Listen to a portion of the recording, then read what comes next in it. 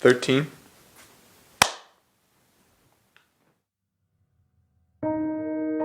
Chris Williams, C-H-R-I-S-W-I-L-L-I-A-M-S. Em 9 de fevereiro de 2007, minha família foi atingida pelo carro dirigido por um adolescente bêbado. Nesse acidente morreram minha mulher, Michelle, que esperava nosso 5º filho, meu 2º filho, Benjamin, e minha única filha, Ana.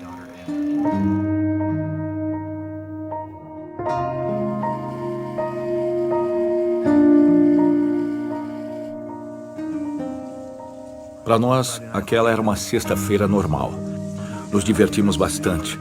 Fomos jantar fora. Meu filho mais velho tinha saído com os amigos. Vi os faróis de um carro vindo em minha direção numa velocidade incrível. Tentei desviar, mas não deu tempo. Ele atingiu a lateral do nosso carro. Olhei à minha volta e vi minha mulher, vi seu último suspiro e tive vontade de gritar e chamá-la de volta.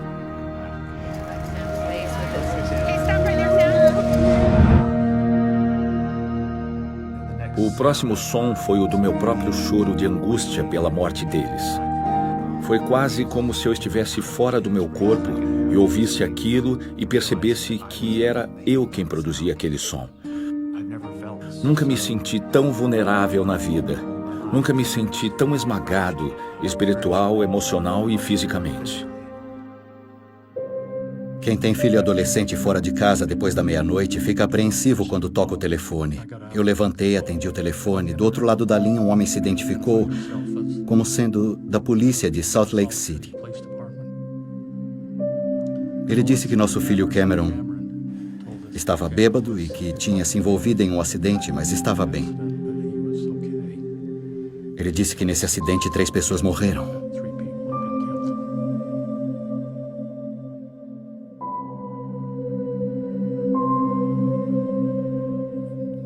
Descobrimos que o Sam foi o único filho sobrevivente.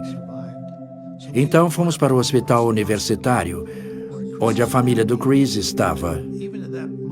Mesmo nessa hora em que todos estavam chorando, e ele, Chris, estava em uma maca com o pescoço imobilizado, uma das primeiras coisas que ele disse foi: "Como está o rapaz que dirigia o outro carro?" Nos primeiros meses depois do acidente, acho que o que senti foi um choque inicial. O choque de ver que uma parte imensa da minha vida tinha desaparecido. É uma situação extremamente difícil a de ajoelhar-se com vontade de falar com o Pai Celestial quando a gente está se sentindo tão sozinho e angustiado. Essa é uma conversa interessante. Ele não tenta fazer a gente se sentir melhor imediatamente. Primeiro ele escuta. Achei que isso ajudou muito. Ele permitia que eu desabafasse a raiva, mas inevitavelmente voltava a ensinar-me as coisas de seu Filho Jesus Cristo. Quando eu ficava com raiva ou sentia-me muito sozinho, não canalizava isso para o causador do acidente. Canalizava para o Salvador. Quando olhei pela janela do carro, vi o carro que nos atingira virado. Eu ainda não sabia nem compreendia o que tinha acontecido, nem quem fizera isso conosco, nem qual era a situação. Só me lembro de sentir que eu precisava deixar isso tudo para trás. Podemos lidar com os problemas, com as situações e o sofrimento como Jesus lidaria. Ou podemos lidar de alguma outra forma. Acho que Chris aprendeu isso cedo na vida. Então, quando a hora chegou naquele carro, acho que ele havia decidido há muito tempo como agiria em uma situação assim.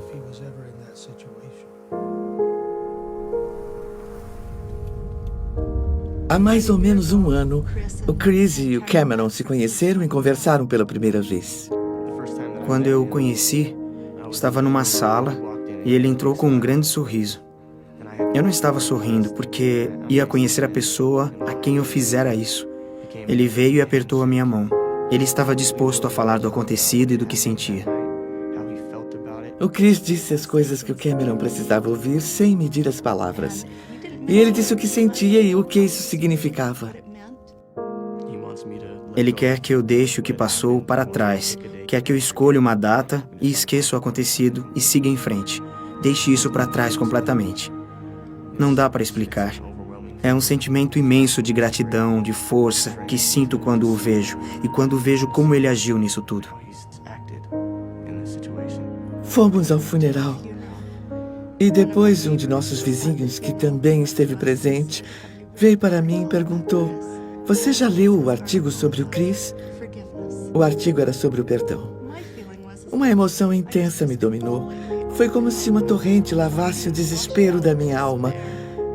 Saber que havia alguém capaz de perdoar assim foi uma experiência libertadora. A de saber que ele era capaz de reagir assim.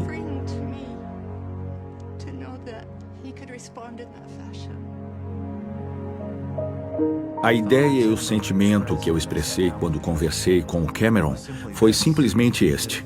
Se ele aprendeu alguma coisa com tudo o que ouviu a meu respeito depois do acidente, isso foi obra do Salvador, agindo por meu intermédio. Só o que fiz foi deixar-me servir de instrumento através do qual o Espírito, o exemplo, o conhecimento, a inteligência e a luz do Salvador pudessem brilhar.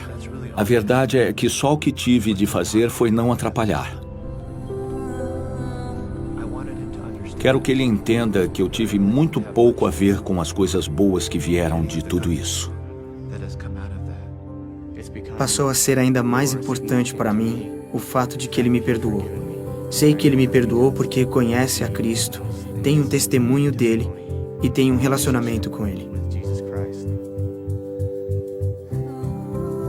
Agradeço a Deus por permitir que passemos por tragédias e provações. Não porque sejam fáceis, nem porque queiramos que aconteçam, mas porque ajuda-nos a amar. Essa é outra bênção maravilhosa, pois nela vi o meu irmão.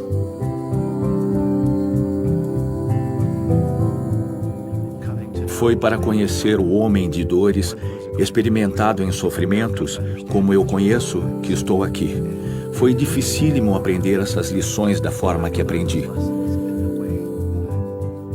Mas essas crises de tristeza sempre acabaram com a certeza e a esperança de que um dia eu venha vê-lo como ele é. Um dia, com sorte, serei como ele é.